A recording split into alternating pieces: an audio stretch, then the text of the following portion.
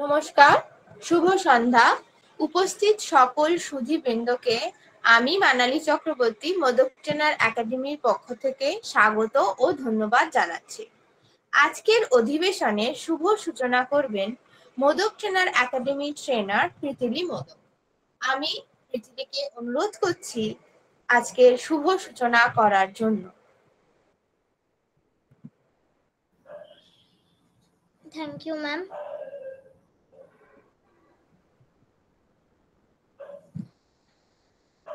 সবাইকে নমস্কার। আজকে আমি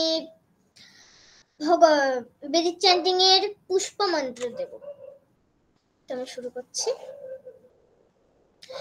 योपां पुष्पं वेद पुष्पवान् प्रजावान् पशुमान् भवति चन्द्रमा वा अपां पुष्पं पुष्पवान् प्रजावान् पशुमान् भवति य एवं वेद योपामायतनो वेद आयतनवान् भवति अग्निर्वा अपामायतनम् आयतनवान् भवति यो अग्नेरायतनो वेद आयतनवान् भवति आपो वा अग्नेरायतनम् आयतनवान् भवति य एवं वेद योपाम् आयतनो वेद आयतनवान् भवति वायुर्वा अपामायतनम् आयतनवान् भवति यो वायुरायतनो वेद आयतनवान् भवति आपो वा वायुरायतनम् आयतनवान् भवति य एवं वेद योपामायतनो वेद आयतनवान् भवति असौ वै तपन्नपामायतनम् आयतनवान् भवति यो मुष्यतपत आयतनो वेद आयतनवान् भवति आपो वा अमुष्यतपत आयतनम् आयतनवान् भवति य एवं वेद योपामायतनो वेद आयतनवान् भवति चन्द्रमा वा अपामायतनम् आयतनवान् भवति यश्चन्द्रमस आयतनो वेद आयतनवान् भवति आपो वै चन्द्रमस आयतनम् आयतनवान् भवति य एवं वेद योपामायतनो वेद आयतनवान् भवति नक्षत्राणि वा अपामायतनम् आयतनवान् भवति यो नक्षत्राणामायतनो वेद आयतनवान् भवति आपो वै नक्षत्राणामायतनम् आयतनवान् भवति य एवं वेद योपामायतनो वेद आयतनवान् भवति पर्जन्यो वा अपामायतनम् आयतनवान् भवति यः पर्जन्यस्यायतनो वेद आयतनवान् भवति आपो वा पर्जन्यस्यायतनम् आयतनवान् भवति य एवं वेद योपामायतनो वेद आयतनवान् भवति संवत्सरो वा अपामायतनम् आयतनवान् भवति यः संवत्सरस्यायतनो वेद आयतनवान् भवति आपो वै संवत्सरस्यायतनम् आयतनवान् भवति य एवं वेद यो अप्सुनावं प्रतिष्ठितं वेद प्रत्येव तिष्ठति राजाधिराजाय प्रसह्यस्याहिने नमो वयं वै श्रवणाय कुर्महे समे कामान् कामकामाय मह्यं कामेश्वरो वै श्रवणो ददातु कुबेराय वै श्रवणाय महाराजाय नमः। ओम शांति शांति शांति। ধন্যবাদ আপনাকে এত সুন্দর করে সূচনা করার জন্য। এবার আমরা আমাদের আজকের অধিবেশনের মূল বিষয়তে চলে আসছি। আজকের অধিবেশনের বিষয়বস্তু হলো আ contemporary overview of the Dhammachakra প্রবর্তন সূত। এই বিষয়ে আলোকপাত করবেন ডক্টর অরিন্দম ভট্টাচার্য। তিনি বর্তমানে প্রেসিডেন্সি বিশ্ববিদ্যালয় অফিসার অন স্পেশাল ডিউটি পদে কর্মরত রয়েছেন। গত 20 বছরেরও অধিক সময় ধরে তিনি পালি বিষয়ে অধ্যাপনার সঙ্গে যুক্ত থেকেছেন। 2004 সালের জানুয়ারি থেকে ত্রিপুরা আগরতলার রাম ঠাকুর কলেজ এবং পরবর্তীতে 2006 সেপ্টেম্বর থেকে কলকাতা সংস্কৃত কলেজের সঙ্গে তিনি যুক্ত ছিলেন। এছাড়াও বিভিন্ন গ্রন্থে ও জার্নালে তার গবেষণার প্রবন্ধ প্রকাশিত হয়েছে। অভিধর্ম পিটকের গ্রন্থ কথা কথক উপরে তার মূল গবেষণা হলেও পালি ভাষা সাহিত্য, আর্লি বুদ্ধিস্ট দর্শন ও ইতিহাসের ওপর তার বিশেষ আকর্ষণ আছে। এছাড়াও বুদ্ধিস্ট সাইকোলজি, কন্টেম্পোরারি বুদ্ধিজম ও অ্যাপ্লাইড বুদ্ধিজমের চর্চাতেও তিনি বিশেষ আগ্রহী। তিনি বিভিন্ন আন্তর্জাতিক এবং জাতীয় স্তরের আলোচনার সভাতেও গবেষণাপত্র উপস্থাপিত করেছেন। এছাড়াও দিল্লি, নবনালন্দা মহাবিহার, এশিয়াটিক সোসাইটি প্রভৃতি শীর্ষস্থানীয় শিক্ষামূলক প্রতিষ্ঠানে তিনি আমন্ত্রিত বক্তৃতা নিবেদন করেছেন। তিনি বর্তমানে Golpark Ramakrishna mission institute of culture, school of language বিভাগেও পালি অধ্যাপক।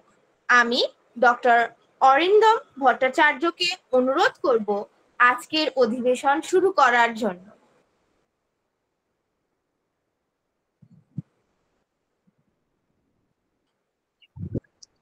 নমস্কার, আমার কথা শোনা যাচ্ছে আশা করি? হ্যাঁ স্যার, শোনা যাচ্ছে। ঠিক আছে। তো আপনারা আমার যে এত বিস্তৃত পরিচয় দিলেন এর জন্য ধন্যবাদ। আর আজকের এই বক্তৃতার সুযোগ করে দেওয়ার জন্য আপনাদের সকলকে ধন্যবাদ জানাই। যারা এখন উপস্থিত আছেন তাদের সকলকে আমার শ্রদ্ধা এবং ভালোবাসা জানাই। আজকে এই মানে আমার মতো একজন নগণ্য ব্যক্তির বক্তৃতা শোনার জন্য যে আপনারা এতজন উপস্থিত আছেন, এটাই আমাকে ভীষণ অনুপ্রাণিত করছে। যাই হোক, সকলকে ধন্যবাদ, শ্রদ্ধা এবং ভালোবাসা জানিয়ে আমার বক্তব্য শুরু করছি। আমার বক্তব্যের বিষয়টি ধর্মচক্র প্রবর্তন সূত্র।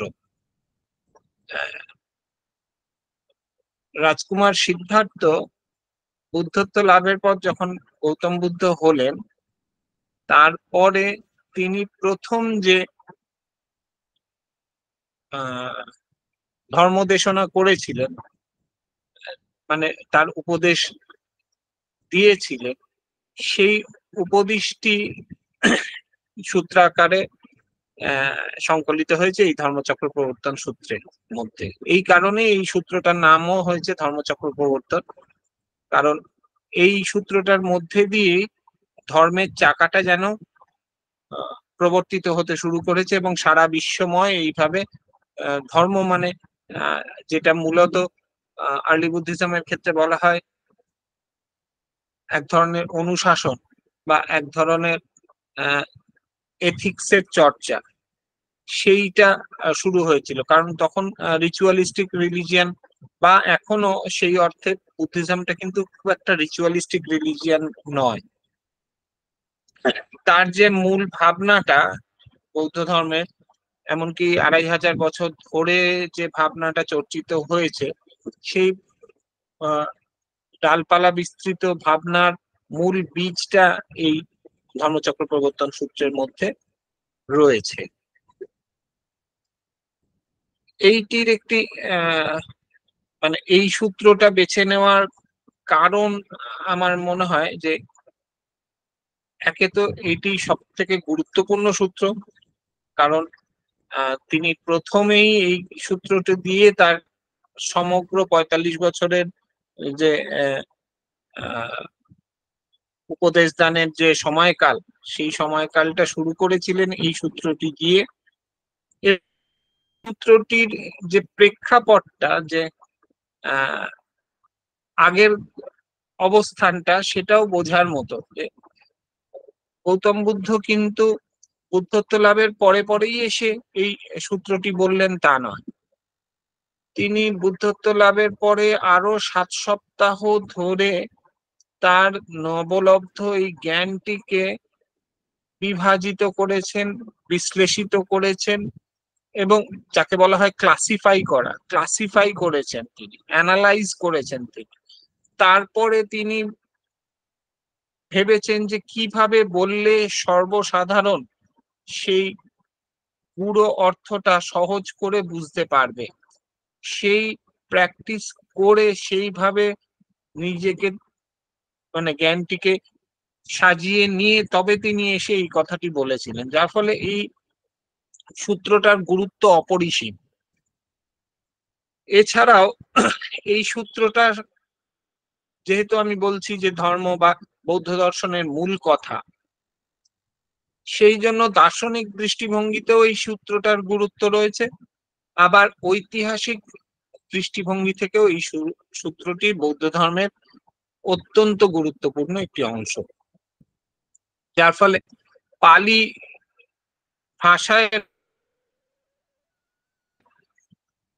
ভাষা চর্চার ক্ষেত্রে ইতিহাস এবং দর্শন যে কতটা গুরুত্বপূর্ণ সেটাও বোঝা যায় এই সূত্রটার পর্যালোচনা করলে।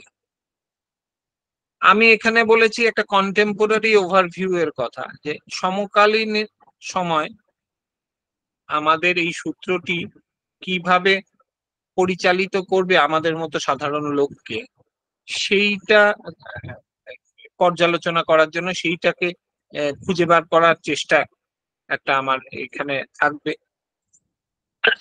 আমাদের এখানে অডিয়েন্সে আরো অনেক উল্লেখযোগ্য ব্যক্তি রয়েছেন, অধ্যাপকরা রয়েছেন, তারাও হয়তো আমাকে আরো সাহায্য করবেন এই বিষয়ে ভবিষ্যতে। আমি আমার মতো করে ক্ষুদ্র একটা প্রচেষ্টা করছি যে এই সূত্রটা সাধারণ লোকেরা কিভাবে বুঝবেন, এবং তার থেকে এখনের আমরা যে পরিস্থিতিতে রয়েছি, আমরা আমাদের দৈনন্দিন জীবনযাপনের ক্ষেত্রে এই সূত্রটা আমাদেরকে কতটা সাহায্য করে বা করতে পারে সেইটা দেখা।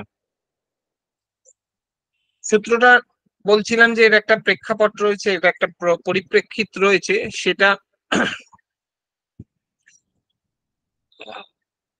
হচ্ছে গৌতম বুদ্ধ হওয়ার আগে সিদ্ধার্থ যখন গৃহত্যাগ করলেন, তারপরে তিনি প্রায় 6 বছর সাধনা করেছিলেন। এই সাধনা করার সময় তার সঙ্গে আরো 5 জন ভিক্ষু যুক্ত হয়েছিলেন। তাদেরকে বলা হয় পঞ্চবর্গীয় ভিক্ষু বা পঞ্চবর্গীয় ভিক্ষু। সেই ভিক্ষুদেরও আবার একটা ইতিহাস আছে, যে সিদ্ধার্থ জন্মলাভের পরেই তার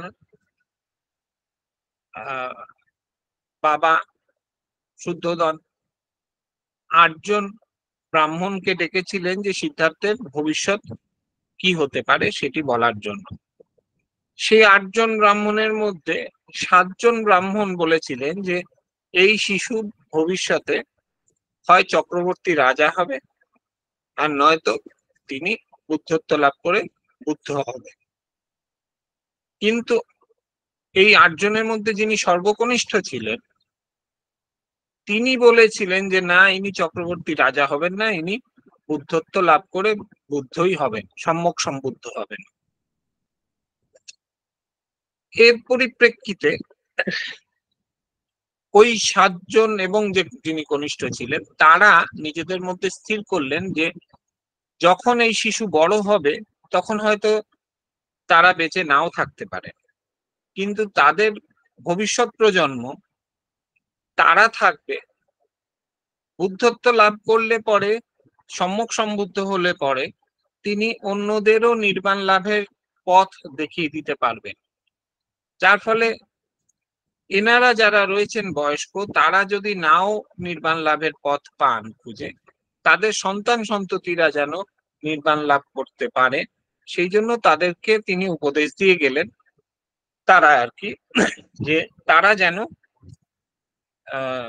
সিদ্ধার্থ জীবনটাকে ঘনিষ্ঠভাবে পর্যবেক্ষণ করতে থাকে, যে যদি কখনো এরম হয় যে তিনি গৃহ ত্যাগ করছেন, সন্ন্যাস নিচ্ছেন, তাহলে ওরা যেন তার সঙ্গে সঙ্গে থাকে, কারণ সন্ন্যাস নেওয়া মানে তিনি বুদ্ধত্বের দিকেই যাচ্ছেন এবং তিনি বুদ্ধত্ব লাভ করবেন এবং ভবিষ্যতে তারাও এর ফলে নির্বাণ লাভ করতে পারবে। ওই 7 জনের মধ্যে চারজনের ছেলে এবং যিনি কনিষ্ঠ ছিলেন কৌন্ডিন্য, এই 5 জন মিলে বুদ্ধ মানে সিদ্ধার্থ গৃহত্যাগ করার পর মহা অভিনিষ্ক্রমণ যাকে বলা হয়, মহান অভিনিষ্ক্রমণের পরেই সিদ্ধার্থকে অনুগমন করলেন তারা, এবং 6 বছর ধরে যে নিষ্ঠার সঙ্গে তিনি সাধনা করেছিলেন আর আর কালাম এবং রুদ্রক্ষ রামপুত্রের কাছে, সেই সময় তারাও তার সঙ্গী ছিলেন। কিন্তু সেই সাধনাতেও তিনি একটি নির্দিষ্ট স্তর অবধি পৌঁছেছিলেন, তিনি বুদ্ধত্ব লাভ করতে পারছিলেন না। তিনি যার খোঁজে বেরিয়েছিলেন দুঃখ লাভ মানে দুঃখ থেকে মুক্ত হওয়ার পথ লাভ করার জন্য, বা মুক্ত কিভাবে হব আমরা সেই পদ্ধতি জানার জন্য, সেইটা তিনি তখনও জানতে পারছিলেন না। যার ফলে তিনি তাদের কাছ থেকে উচ্চতম শিক্ষা লাভ করেও তিনি আবার নিজে এসে নিজের মতো করে আবার চর্চা করছিলেন। এর মধ্যে একদিন সুজাতার পায়েস খাওয়ার ঘটনাটা হয়। সুজাতা বনদেবতাকে উদ্দেশ্য করে পায়েস তৈরি করেছিলেন এবং তখন ঘটনাক্রমে সিদ্ধার্থ ওই গাছের তলায় বসেছিলেন। তাই সুজাতা গিয়ে তাকেই বনদেবতার মতো করে উপাসনা করে তাকে পায়েস অর্পণ করেছিলেন এবং সেই পায়েস তিনি গ্রহণ করেছিলেন। কিন্তু পূর্বোক্ত যে 5 জন ভিক্ষু ওনার সঙ্গী ছিলেন, তারা মনে করলেন যে সিদ্ধার্থ পায়েস গ্রহণ করে ফেলেছেন মানে তিনি তার যে কঠোর তপস্যার যে যেটাকে আত্মনিপীড়নের মতো করে তপস্যা করা হয়, দীর্ঘদিন না খেয়ে থাকা বা কষ্ট পাওয়া, সেই কষ্টের রাস্তা ছেড়ে তিনি বোধহয় আবার কামনা বাসনা ভোগের রাস্তায় চলে যাচ্ছেন। সেই ভেবে তারা তার সঙ্গ ত্যাগ করে চলে যায়। কিন্তু সিদ্ধার্থ দৃঢ় সংকল্প ছিলেন যে তিনি বুদ্ধত্ব লাভ করবেনই, এবং সেই সংকল্পের জোরেই তিনি সেই দিনই যখন উরুবিল্লতে এলেন, মানে সুজাতা গ্রামের পাশেই এখন যেটা বোধগয়া বলা হয়, সেখানে এসে তিনি যখন একটি বৃক্ষের নিচে ধ্যানে বসলেন, তখন তিনি সংকল্প করলেন যে যতক্ষণ না বুদ্ধত্ব লাভ করছেন ততক্ষণ অব্দি তিনি এই আসন ছেড়ে উঠবেন না। তার সেই আসন তৈরি করে দিয়েছিলেন একটি রাখাল, ওখানে সে তার খড় বিছিয়ে ওখানে একটি আসন করে দিয়েছিলেন। সেই দিন রাতেই তিনি 3টে জামে 3 রকমের 3টে স্তর পেরিয়ে ধ্যানের তিনি বুদ্ধত্ব লাভ করেন, এবং বুদ্ধত্ব লাভ করার পরে তিনি সংশয়ে ছিলেন যে এই জ্ঞান তিনি সাধারণের মধ্যে দিতে পারবেন কিনা। তখন যাকে ঐতিহ্য অনুসারে বলা হয় বা লেজেন্ডস অনুসারে বলা হয় যে ব্রহ্মা সহমপতি এসে তাকে বলেছিলেন যে তিনি যেন সম্যক সম্বুদ্ধ হন, তিনি যেন এই জ্ঞানটা সকলকে দেন, কারণ তাহলে সকলের মুক্তি হবে, আরো অনেক বৃহত্তর অংশের মানুষ যারা দুঃখে জর্জরিত তারা মুক্ত হতে পারবে। সেই কারণে তিনি তখন আরো 7 সপ্তাহ সেই তার নবলব্ধ জ্ঞানকে, একটু আগে যা বললাম, বিশ্লিষ্ট করলেন এবং নানানভাবে সংকলিত করলেন। করে যখন তিনি মনে করলেন যে এখন তিনি যে উপদেশ দেবেন সেটি সাধারণ লোকেরাও গ্রহণ করতে পারবে, তখন তার প্রথমেই মনে হলো যে এই জ্ঞানটা লাভ করার জন্য উপযুক্ত আধারের দরকার। যারা তৈরি নয় তারা এটা নিতে পারবেন না, বা যারা আগ্রহী নয় তারা এটা নিতে পারবেন না। তিনি তার আগের যারা তার গুরুরা ছিলেন, আর আর কালাম এবং রুদ্রক্ষ রামপুত্রের কথা, তাদের কথা ভাবলেন, কিন্তু তিনি দেখলেন যে তারা সেই মুহূর্তে তখন তারা কেউ বেঁচে নেই। তারপরে তিনি ভাবলেন ওই 5 জন ভিক্ষু তার সঙ্গে ছিলেন, তারাও সমপর্যায়ে প্রায়, সুতরাং তারাও এই জ্ঞান গ্রহণ করতে পারবে। বোধগয়া থেকে তিনি এইভাবে গেলেন 1 সপ্তাহ বাদে, মানে 1 সপ্তাহ লাগলো তার পৌঁছতে সারনাথের কাছে। সারনাথ তখন তাকে বলা হতো ঋষিপত্তন মৃগদাব, হরিণের একটা জঙ্গল ছিল, সেইখানে ওই 5 জন তখন ছিলেন। এইভাবে বৈশাখী পূর্ণিমাতে তিনি বুদ্ধত্ব লাভ করার পরে আষাঢ়ী পূর্ণিমা মানে 2 মাস পরে তিনি সারনাথে গিয়ে প্রথম ধর্মদেশনা করলেন। এবং আষাঢ়ী পূর্ণিমাটা জানিয়ে আমরা আমাদের ভারতীয় ঐতিহ্যে সেটিকে বলা হয় গুরু পূর্ণিমা। এই গুরু পূর্ণিমার দিনই প্রথম তিনি উপদেশ দিয়েছিলেন। সেই উপদেশটির কথাই এখন বলবো, এটা ইতিহাসের ব্যাপারটা গেল। 5 জনকে দেখার পরে তিনি যখন অগ্রসর হলেন, 5 জন প্রথমে ইতস্তত করছিলেন যে তিনি আদৌ এখনো যথেষ্ট পরিমাণে মানে সন্ন্যাস ধর্মে রয়েছেন কিনা সেই নিয়ে একটু তারা ইতস্তত বোধ করছিল। কিন্তু যখন তিনি কাছে এলেন তখন তারা উপলব্ধি করলেন যে না, এর মধ্যে একটি অন্য রকমের জ্যোতি দেখা যাচ্ছে, অন্য রকমের একটা আলোকপ্রাপ্ত ভাব তার মধ্যে ফুটে উঠেছে। এবং তিনি নিজেও এসে বললেন যে এখন আমি বুদ্ধত্ব লাভ করেছি, আমি তোমাদেরকে এই ধর্মদেশনা করার জন্য এসেছি।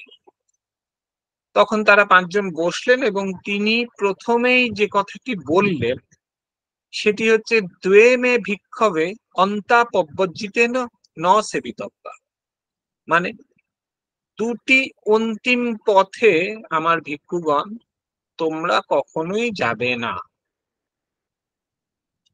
2টি অন্তিম পথ বলতে কি বলছেন সেটিও পরে বললেন। কামেসু কাম সুখল্লি কানুযোগ এবং অত্তকিল মথানুযোগ, এই পালি শব্দ, এগুলো একটু বলে দিতে হবে। কামনা বাসনার মধ্যে দিয়ে আমাদের যে ইচ্ছা পূরণের উপায় আমরা করি সেইটিকে বলা হয় কামেসু কাম সুখল্লি ও অনুযুক্ত সেই রাস্তা। আরেকটি রাস্তা হচ্ছে নিজেকে কষ্ট দিয়ে আত্মনিপীড়নের মাধ্যমে যে রাস্তা, মানে ওই সন্ন্যাসের সময় তিনি যে কাজটি করছিলেন তার ক্ষেত্রে তিনি জীবনে প্রথম 29 বছর কিন্তু এই কামনা বাসনার রাস্তার মধ্যেই ছিলেন, সাধারণ আমরা যে জীবন কাটাই সেই জীবনেই ছিলেন। এবং পরের 6 বছরও তিনি ওই অত্তকিল মথানুযোগের মধ্যেই ছিলেন। দুটো রাস্তাতেই তিনি ভ্রমণ করে তিনি উপলব্ধি করলেন যে এর মধ্যবর্তী পন্থায় যেতে হবে। তাই জন্য তিনি প্রথমেই বললেন যে দুটো অন্তিম পথে যাবে না। এবং সেই দুটো অন্তিম পথ দিয়ে তাহলে কোন পথে যাবে না, মধ্যম পটিপদা, মধ্যম পন্থায় যেতে হবে।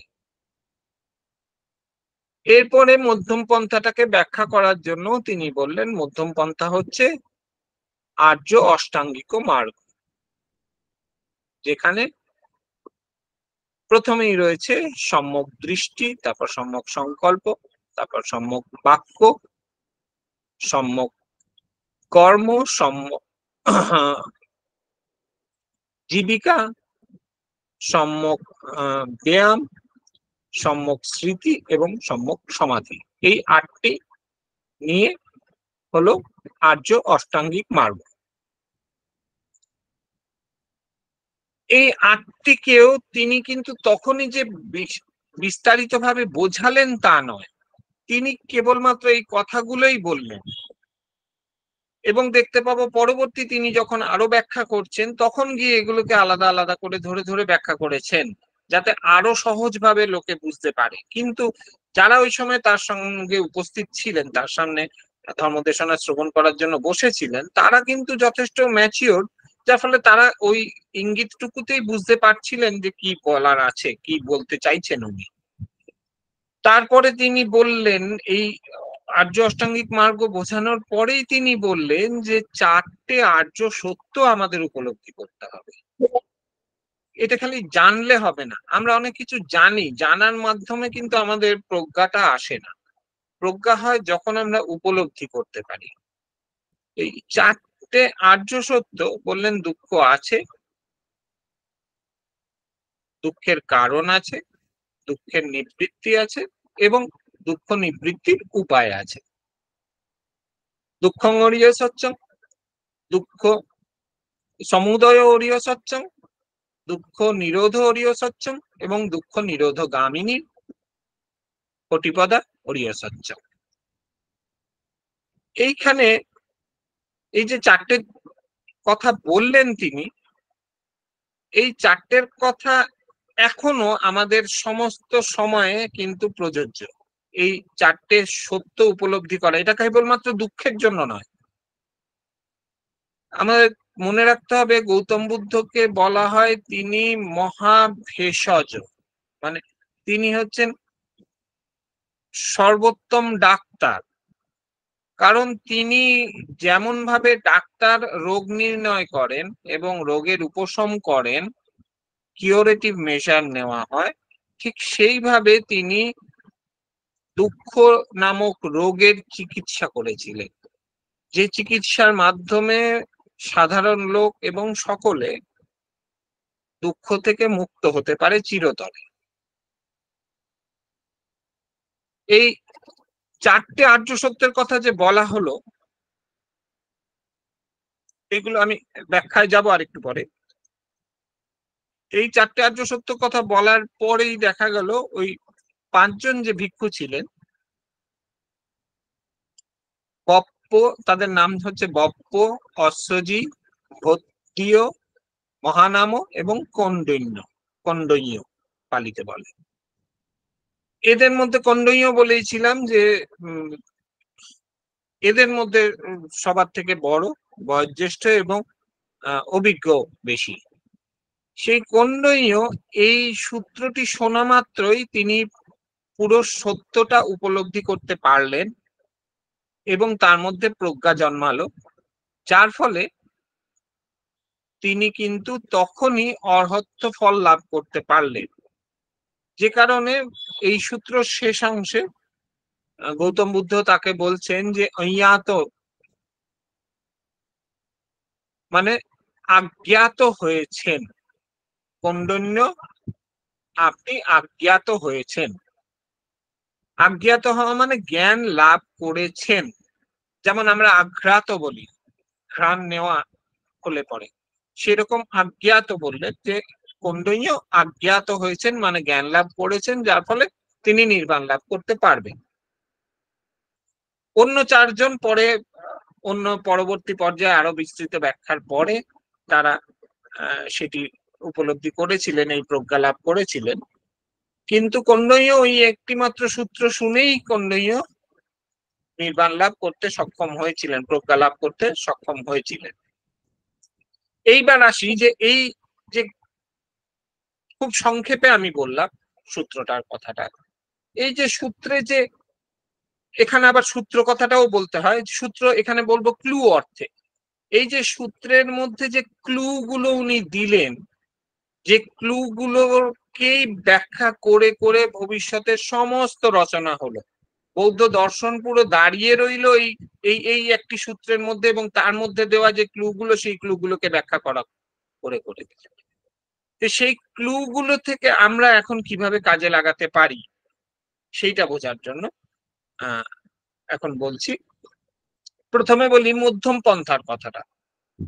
মধ্যম পন্থাটা উনি ভীষণ ভাবে জোর দিলেন, মানে এই কারণে উনি প্রথমেই বললেন মধ্যম পন্থার কথা, এবং আবার যখন আমরা শেষে দেখছি উনি দুঃখ নিরোধগামিনী পটিপদা বলছেন, তখন দুঃখ নিরোধগামিনী পটিপদাটা কি সেটাতেও বলছেন সেই আর্য অষ্টাঙ্গিক মার্গের কথা, যেটি নাকি মধ্যম পটিপদা।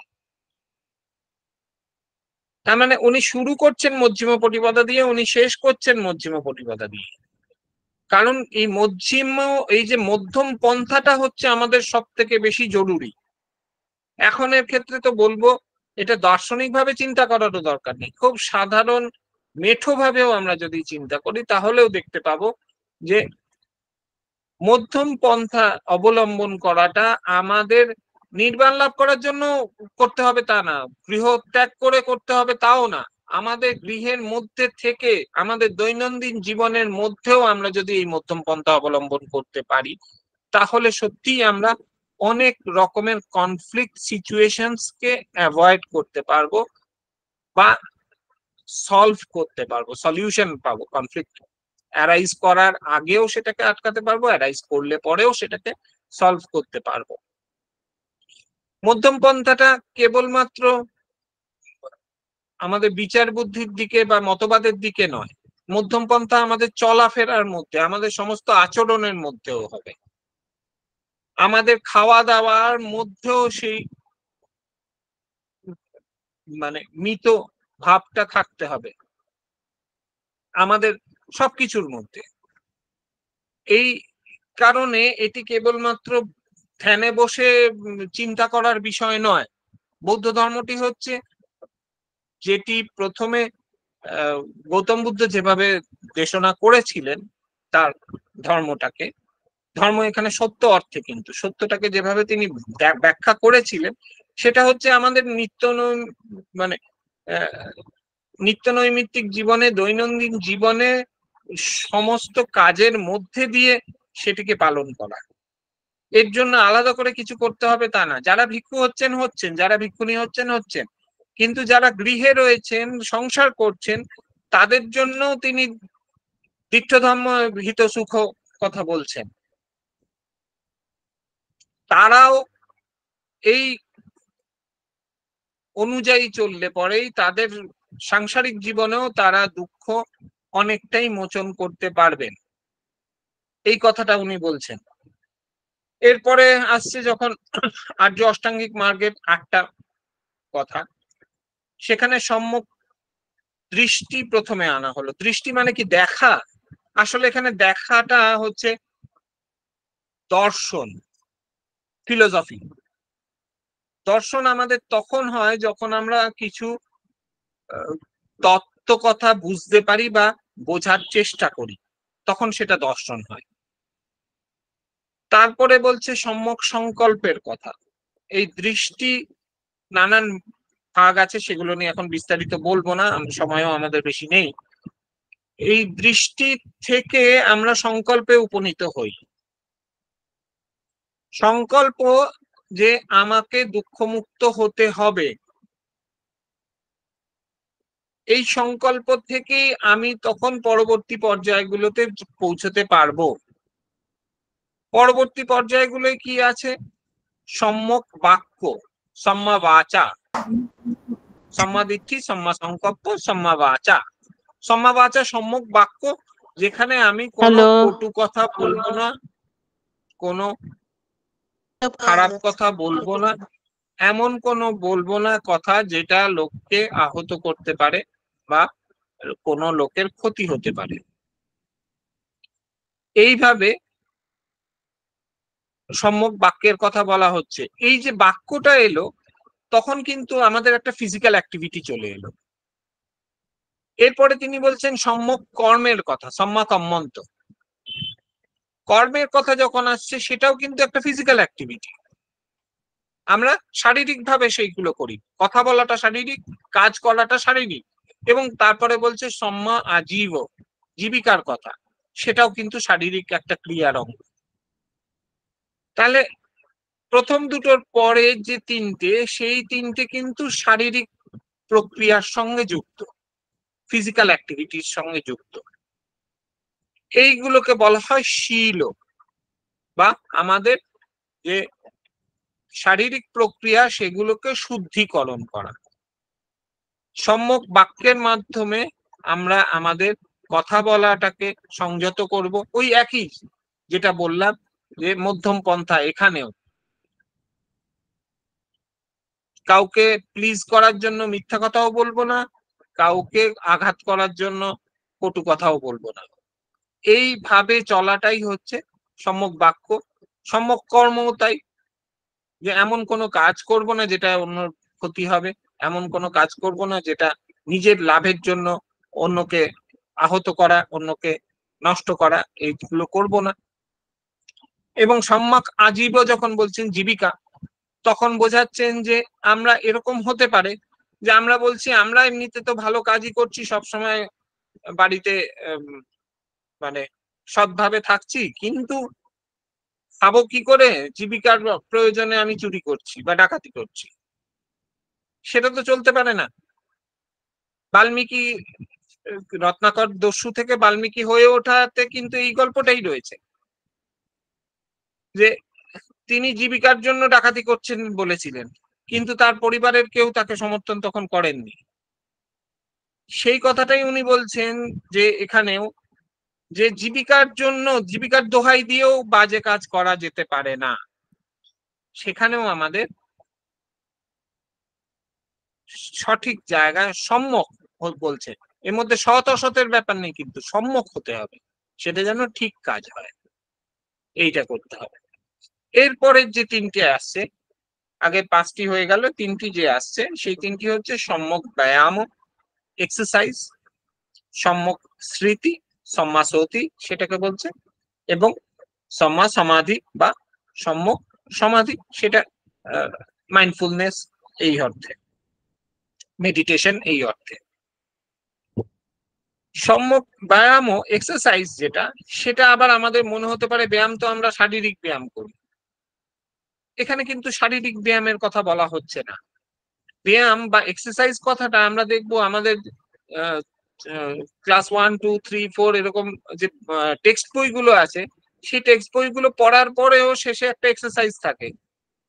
সেই এক্সারসাইজটার মানে কিন্তু আমি বেরিয়ে গিয়ে জিমে গিয়ে আহ, মানে ওই পাল্লা তুলবো তা নয়।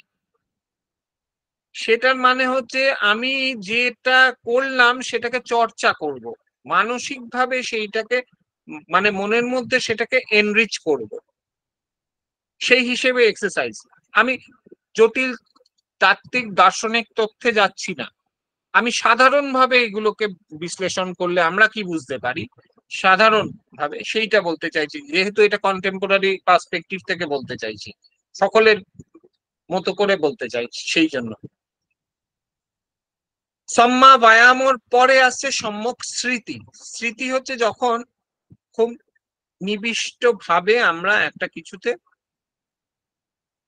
মনটা দিই, মনোনিবেশ করা, বাংলায় সাধারণভাবে বললে যেটাকে বলা হয় মনোনিবেশ করা, কনসেন্ট্রেশন ইংলিশে বললে।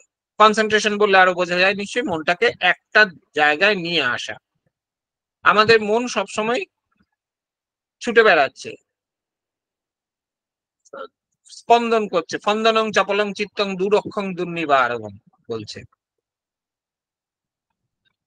সেই যে স্পন্দনশীল, সেই যে চপল চিত্ত, তাকে এক জায়গায় নিয়ে এসে ধরে রাখা, কোনো একটা বিষয়ের মধ্যে নিবিষ্ট করানো, সেইটাই হচ্ছে স্মৃতি। মানে আমরা পরীক্ষার আগে যেমন মোবাইল বা টিভি দেখা বন্ধ করে দিয়ে বইয়ের মধ্যে মনটাকে নিয়ে আসি, সেইটা হচ্ছে স্মৃতি, কনসেন্ট্রেট করা। এবং এর পরবর্তী ধাপ যেটা, সেটা হচ্ছে সমাধি, না ওই কনসেন্ট্রেটেড স্টেট অফ মাইন্ডে এক্সিস্ট করা, থাকা, সেখানে বিরাজ করা, সেখানে অবস্থান করা। ধ্যান আমরা যখন সাধারণভাবে বুঝি যে এক জায়গায় বসলাম, বসে মনটাকে শান্ত করার চেষ্টা করলাম, সেটাও কিন্তু সেই একই জিনিস, যে মনটাকে আমাদের বশে আনার চেষ্টা করে সেটাকে এক জায়গায় নিবিষ্ট করলাম, করে সেটাকে সেইখানেই কিছুক্ষণের জন্য হলেও, আমরা প্রাথমিকভাবে সেটা হয়তো পারি না, হয়তো 2 মিনিট 3 মিনিট কি 5 মিনিট খুব বেশি হলে বসতে পারি, কিন্তু যতক্ষণ বসি ততক্ষণের জন্য অন্তত ওখানে থাকাটা, সেটা হচ্ছে সমাধি। এটা আমরা বই পড়ি যখন, মানে ক্লাসের পড়াশোনা করার জন্য যখন বই পড়ছি বা লিখছি, তখনও কিন্তু আমাদের এই সমাধিটা হয়। আমাদের প্রতি, মানে আমরা যে কাজ যখন করি সেই সমস্ত কাজের মধ্যেই কিন্তু আমাদের এই স্মৃতি এবং সমাধি থাকতে পারে, আরো বিশেষ করে বললে। কারণ সবসময় থাকে তা নয়, কারণ যে কারণে আমাদের কাজগুলোতে ভুল হয়, অমনোযোগী হয়ে যাই বলেই তো কাজগুলো ভুল হয়। এই যে অমনোযোগী না হওয়াটা, মনোযোগী থাকাটা, মনোযুক্ত হয়ে থাকাটা, সেইটাই হচ্ছে কিন্তু এই স্মৃতি এবং সমাধির কাজ। আমি যে উদাহরণটা ব্যবহার করি, যে সূর্যের আলোককে আমরা আতশ কাচের মধ্যে দিয়ে নিয়ে এলে সেটি এক জায়গায় কনসেন্ট্রেটেড হয়, কিন্তু সেটি এক জায়গায় কনসেন্ট্রেটেড হলেই কিন্তু সেটি কাগজকে পোড়াতে পারে না। কাগজকে তখনই সে পোড়াতে পারবে যখন সেটি এক জায়গায় হয়ে বেশ খানিকক্ষণ একই জায়গায় অবস্থান করবে। তার মানে মনকে কেবলমাত্র কনসেন্ট্রেট করলেই হবে না, তাকে সেখানে অবস্থিত করাতে হবে অনেকক্ষণ ধরে, এবং যতক্ষণ সেই কাজটা চলবে ততক্ষণ ধরে, তবে গিয়ে কার্যোদ্ধার হবে, তবে গিয়ে কর্ম নির্দিষ্টভাবে সম্পন্ন হবে। এই কথাটা আমাদের রেগুলার কাজকর্মের মধ্যেও আমরা কিন্তু করতে পারি। মানে আমি গিয়ে এখন জল খাবো, ফ্রিজের দরজাটা খুলে বোতলটা বার করলাম, করে যদি অমনোযোগী হয়ে জলটা কোনো রকম খেলাম, বোতলটা যেখানে খুশি রেখে দিয়ে চলে এলাম, তাহলে কিন্তু কাজটা ঠিক করে সম্পন্ন হলো না। হয়তো দেখা গেল ফ্রিজের দরজা খোলাই রয়েছে, কিছুক্ষণ বাদে কুই কুই করছে, তারপরে হয়তো ফ্রিজটা নষ্টই হয়ে যাচ্ছে। বা আমি বেরোলাম, বেরিয়ে কোনো রকমে একটা লাইটের আলো জ্বালাচ্ছি, সুইচ টিপতে গেলাম, সুইচটা টিপতে গিয়ে এদিক থেকে ওদিকে গেলাম, গিয়ে কারেন্ট খেয়ে গেলাম। তার মানে অমনোযোগী কোনো কাজেই আমরা হতে পারি না। মনোযোগটা সমস্ত কাজে, আমি যে ভাত খাচ্ছি তখনও আমার মনোযোগটা থাকতে হয়, নয়তো ভাত খাওয়াটা হয় না। আমরা যে চলাফেরা করি তখনও আমাদের মনোযোগ থাকতে হয়, নয়তো রাস্তায় হোঁচট খাবো। যার ফলে আমাদের প্রতিনিয়ত সমস্ত কার্যকলাপের মধ্যে এইগুলো থাকতে হবে। এবং এই যে তিনটে বিষয় বললাম, সম্মা ব্যায়াম, সম্মা সতি, সম্মা সমাধি, এই তিনটে কিন্তু মনের বিষয়, মনকে নিয়ে। এই জন্য এগুলোকে বলা হয় সমাধি। এগুলো মনকে শুদ্ধ করার কাজ, মনকে পরিশীলিত করার কাজ।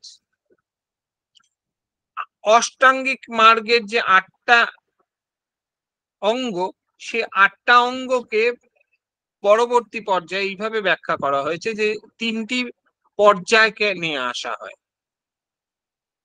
একটি হচ্ছে প্রজ্ঞা, যেখানে আমরা প্রজ্ঞাটা লাভ করছি, এবং এই প্রজ্ঞাটা লাভ করতে গেলে আমাদের শীলের মধ্যে দিয়ে যেতে হবে শারীরিক স্বচ্ছতা বা শারীরিক পরিশীলনের মাধ্যমে এবং মানসিক পরিশীলনের মাধ্যমে। এই শারীরিক এবং মানসিক শীল এবং সমাধি হলে পরে তখন আমরা কিন্তু প্রজ্ঞাটা লাভ করার উপযুক্ত হব, তখন আমরা প্রজ্ঞা লাভ করতে পারবো। কিন্তু অদ্ভুতভাবে অষ্টাঙ্গিক মার্গে আমরা দেখলাম যে প্রজ্ঞার কথাটা আগে দিয়েছে, দৃষ্টি বা দর্শনের কথা যেটা বললাম, এবং সংকল্প, এই দুটো প্রজ্ঞার অন্তর্ভুক্ত, এগুলোকে আগে দেওয়া হয়েছে। কেন দেওয়া হলো তা? কারণ আমরা যে মান্ডেন লাইফের মধ্যে দিয়ে যাচ্ছি, সেখানে দুঃখ থেকে মুক্ত হওয়ার কথা চিন্তা করাটাও একটা প্রজ্ঞার জন্য মানে ফলে হতে পারে। আমাদের সাধারণভাবে সেটা মাথাতেও আসবে না, হয়তো আমরা মাথা খুলে মরে যাই, কিন্তু দুঃখ থেকে কি করে বেরোবো সেইটার কথা ভাবতেও পারি না অনেক সময়। যে আমার দুঃখ আসছে, দুঃখ আসছে, দুঃখ এ দিল সে দিল, এইসব চিন্তা করি আমরা।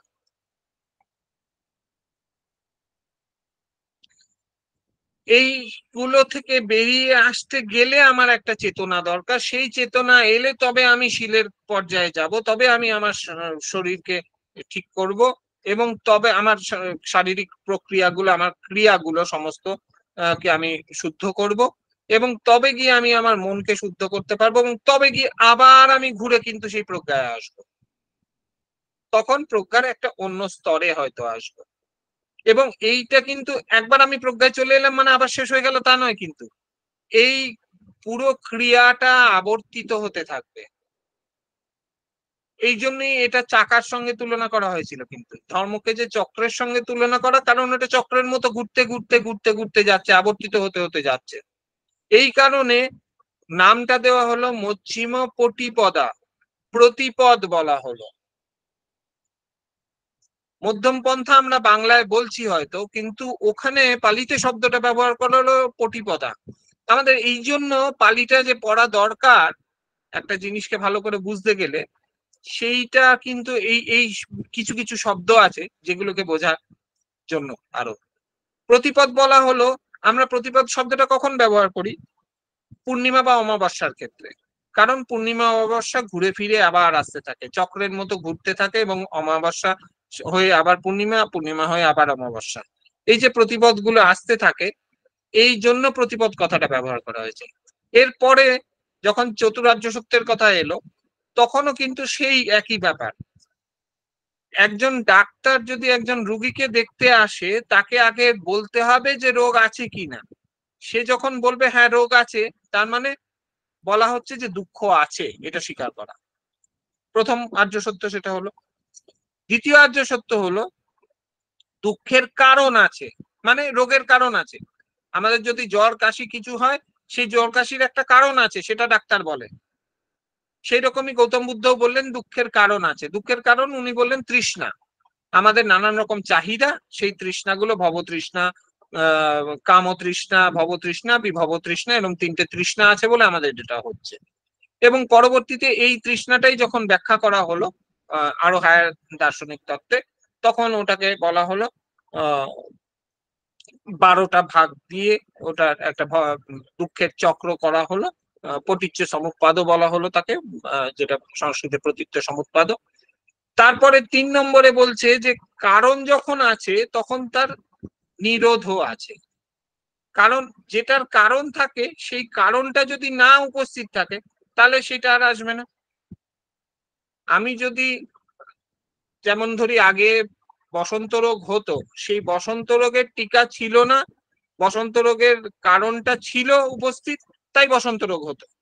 এখন টিকা নেওয়ার ফলে বসন্ত রোগের কারণটা আর নেই, তাই বসন্ত রোগ হচ্ছে না, বসন্ত রোগ থেকে মুক্ত হচ্ছে।